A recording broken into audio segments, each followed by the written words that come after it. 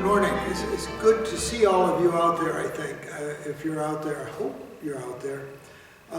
We're going to start doing things a little different for Advent and see how it works. We're going to reintroduce children's sermons or family time or whatever you want to call it into the service. Hopefully as families we prepare for Christmas. Now, what I'd like to do to start with is, do you see this? It's called an Advent calendar. And it has little doors that you open. This is number 1, so this is the first day of Advent. We open that, and it has Nazareth, the little town called Nazareth. And what that's for is that we often don't think about it, but Jesus was a boy just like many of you are children, and he grew up in the city, and he had friends, and he had neighbors, and the place he grew up was Nazareth. And so each day you open a different window, and when they're all opened, it's time for Christmas. We have several of these, and if you would like one, we would love to mail one to you, or if you want to come and pick one up when the office is open. But we do hope that some of you will use them, and you just ask us, and we'll be glad to mail one to you. What I'm going to be doing during Advent is talk about the tree over there, the Christmas tree. And the Christmas tree has all sorts of decorations on it called chrismons. And that means Christ monogram. You know what that is? Of course, you know what Christ is.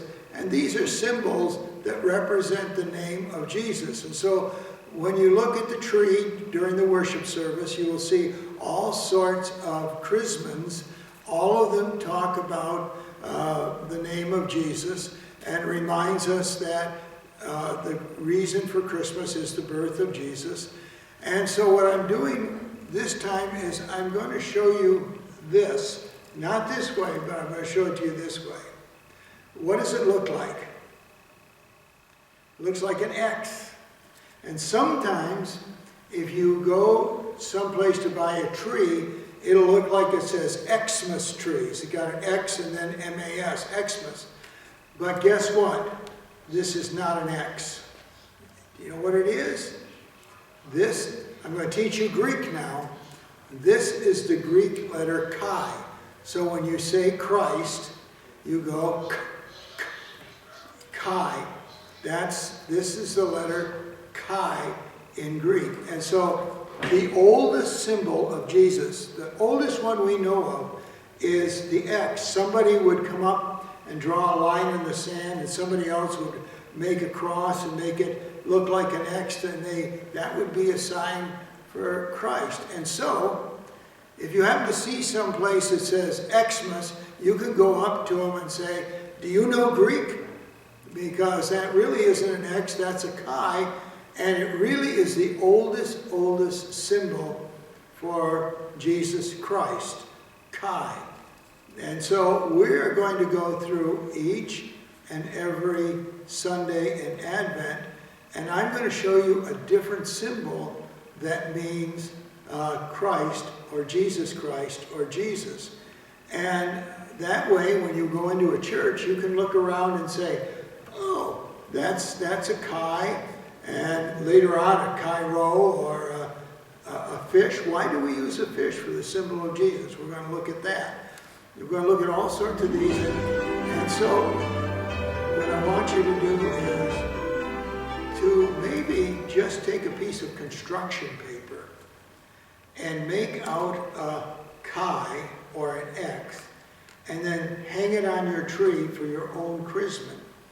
Starting next Sunday, I'm hoping to find a website or someplace where I can point you to so you can make your own chrismons.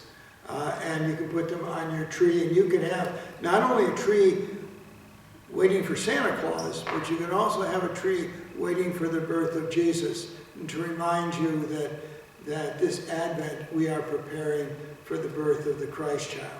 So, again, what is this? It's the letter chi. And why is that important? Because it's the first letter of Christ.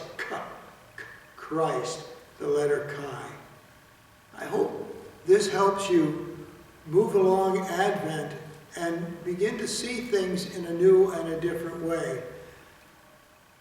I wish you a blessed Advent as we walk together. And hopefully what we can do during these times is begin to gather families together. And this will not only be in the service, but we're going to take it out and it's going to be as a separate standalone unit, so you can just go directly to that.